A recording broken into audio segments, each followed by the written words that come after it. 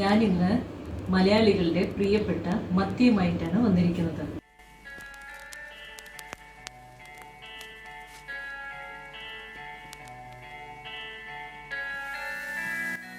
നമസ്കാരം, എല്ലാവർക്കും എൻ്റെ ഹോട്ട് ഫുഡ് ചാനലിലേക്ക് സ്വാഗതം. എല്ലാവർക്കും സുഖല്ലേ?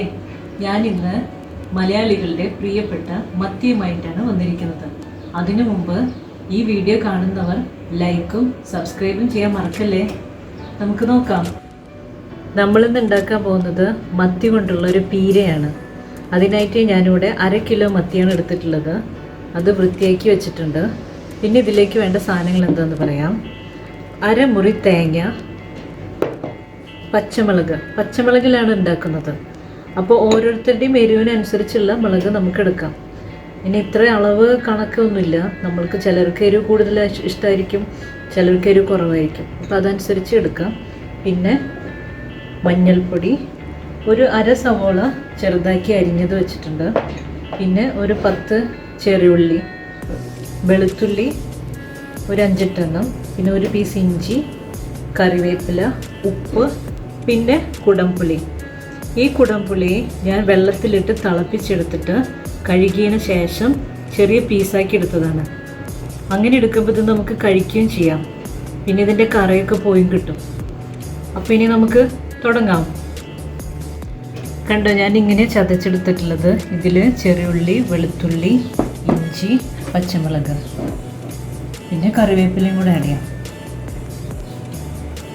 ഇനി നമുക്ക് തയ്യാറാക്കാം.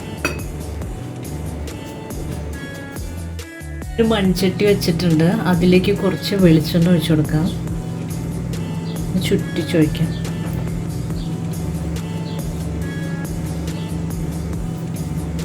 വെളിച്ചെണ്ണ ചൂടായിട്ടുണ്ട്.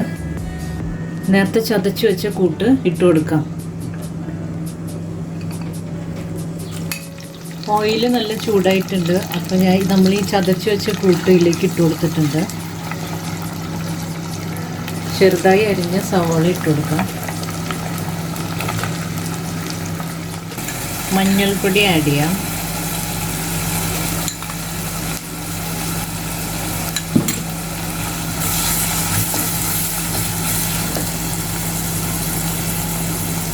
കുടംപുളി,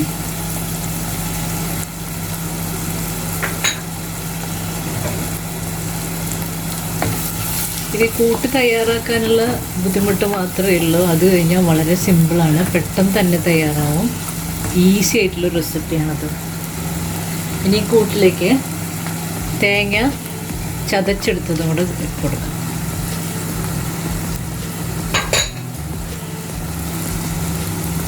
തേങ്ങ ചതച്ചതും കൂടെ ഇതിലേക്ക് ചേർത്ത് കൊടുക്കാം. നന്നായി ഇളക്കിയെടുക്കാം.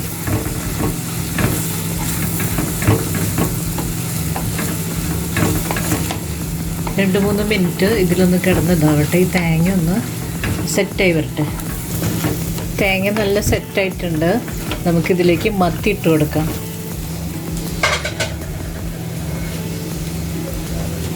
നല്ല ടേസ്റ്റുള്ള ഫുഡാണ് ഇത്. മത്തി പിന്നെ ഇതിൽ വേഗം വേവ് കിട്ടും, പെട്ടെന്ന് വെന്ത് കിട്ടും. മത്തിയുടെ മുട്ടയും ഇതിൽ ചേർത്ത് കൊടുക്കുന്നുണ്ട്. ഇത് മുട്ടയുള്ള മത്തിയാണെങ്കിൽ നല്ല രുചിയുണ്ടാവും. ഇപ്പം എൻ്റെ കയ്യിൽ കുഞ്ഞു മുട്ട എനിക്ക് കിട്ടിയിട്ടുള്ളത്, അതുകൊണ്ട് ഞാൻ ഇതിൽ ഇട്ട് കൊടുത്തിട്ടുണ്ട്. തേങ്ങാക്കൂട്ടിലേക്ക് മത്തി ഇട്ടിട്ട് പതുക്കെ ഒന്ന് നമുക്ക് ഇളക്കി കൊടുക്കാം. എന്നിട്ട് മൂടിയിട്ടിട്ട് ചെറിയ തീയിൽ വേവിച്ചെടുക്കാം. പൊടിയാണ്ട് നോക്കണം.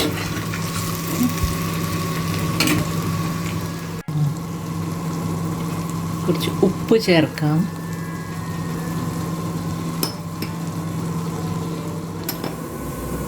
നമ്മുടെ മത്തിപ്പീര തയ്യാറായിട്ടുണ്ട്. അതൊക്കെ ഒന്ന് ഇളക്കി നോക്കാം. കണ്ടോ, അടിയിലൊന്നും പിടിച്ചിട്ടില്ല. നല്ല രസത്തിൽ വെന്തിട്ടുണ്ട്. ഉടയാണ്ട് നോക്കണേ. ഇതിന് നമുക്കിനി കുറച്ച് വെളിച്ചെണ്ണ ഒഴിച്ചിട്ട് മൂടി വയ്ക്കാം. നമ്മുടെ മത്തിപ്പീര തയ്യാറായിട്ടുണ്ട്. പെട്ടെന്ന് വേവും. ഇത് അധികം സമയമൊന്നുമില്ല.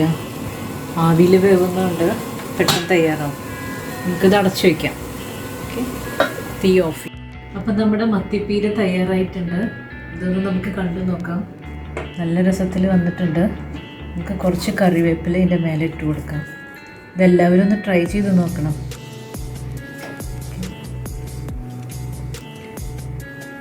അപ്പോൾ അടുത്തൊരു വിഭവമായി ഇനിയും കാണാം.